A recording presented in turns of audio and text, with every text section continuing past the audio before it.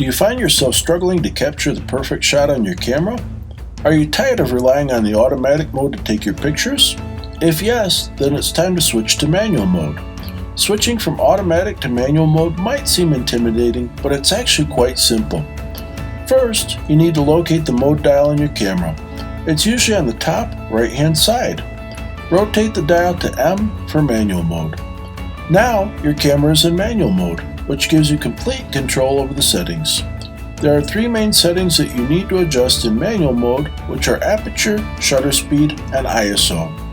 Aperture controls the amount of light that enters the camera's lens. Shutter speed controls how long the camera shutter stays open. And ISO determines the camera's sensitivity to light.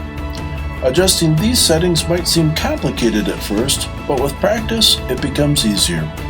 To adjust the aperture, rotate the dial next to the shutter button. To adjust the shutter speed, use the dial on the top of the camera. And to adjust the ISO, use the button on the back of the camera. Note, these buttons may be different depending on your specific camera. Please consult your user guide for any reference on how to set these settings. It's essential to note that changing one setting affects the others. For example, if you increase the aperture, you may need to adjust the shutter speed and ISO to balance the exposure. Don't be afraid to experiment with the settings to find out what works best for you and your shooting conditions. Remember, manual mode gives you complete control over your camera and enables you to take amazing shots that the automatic mode may not have allowed. So go ahead and switch to manual mode and capture the perfect shot that you love today. And don't forget, go over to my website at charlienaebeck.co and sign up for my mailing list, and I'll send you a free guide on how to get started in minutes with my technique in manual mode.